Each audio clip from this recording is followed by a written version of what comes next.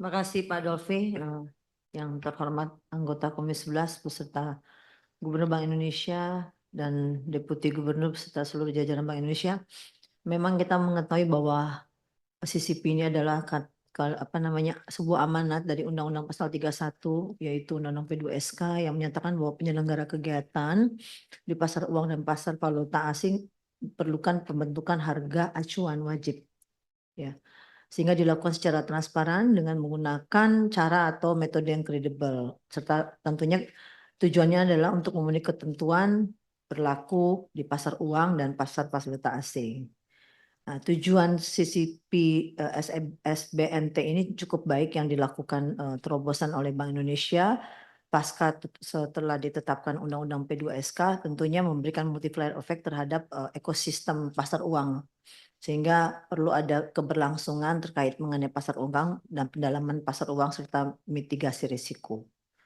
Tentunya kita perlu ingin menanyakan elaborasi Bank Indonesia sebagaimana supervisory ke depannya dari pembentukan harga acuan CCP ini dikategorikan dalam implementasi secara transparan dan metode yang akan dilakukan seperti apa, Pak? Tadi kan sudah disampaikan oleh Pak Jeffrey. Dan juga mengenai mitigasi risiko sistemik yang kita juga harus melakukan antisipasi dan mendukung stabilitas sistem keuangan nasional ke depannya. Apakah ada contoh Pak serupa di negara lain benchmarknya yang menjadi acuan B untuk pengembangan CCP ini? Ini yang perlu kami ketahui. Dan bagaimana tentunya khususnya terkait penyertaan modal BI pada CCP. Tadi kan sudah ada yang menyinggung juga apakah langkah yang diambil untuk memastikan CCP memiliki tata kelola yang berkelanjutan. Kita pengen tahu Pak, bagaimana organisasinya atau seperti apa.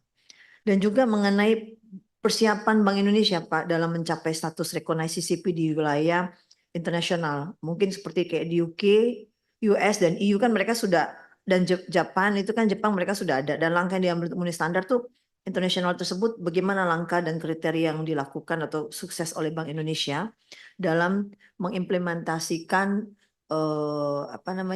KRIS yang go internasional. Dan kita berharap mengukur keberhasilan CCP ini juga harusnya lebih gencar lagi.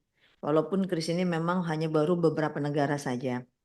Nah, BI bagaimana memastikan bahwa CCP ini akan berfungsi secara optimal ke depannya dengan mendukung transparansi di pasar keuangan dan melakukan mitigasi risiko. Nah, ini sistem apa yang akan Bapak lakukan khususnya mengenai mitigasi risiko.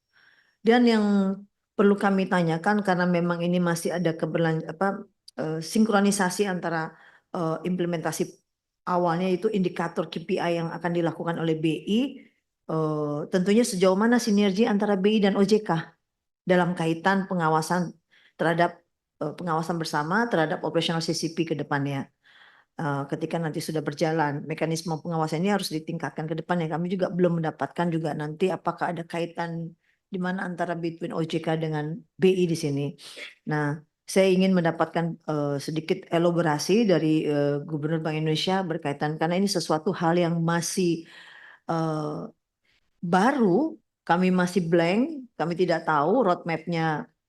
Tadi kan hanya singkat, tapi paling tidak mitigasi risiko, keberhasilan benchmark dari beberapa negara, dan juga bagaimana sistem manajemen dan evaluasinya, siapa yang akan menangani dari BI itu sendiri. Terima kasih dari saya. Terima kasih Bu Vera.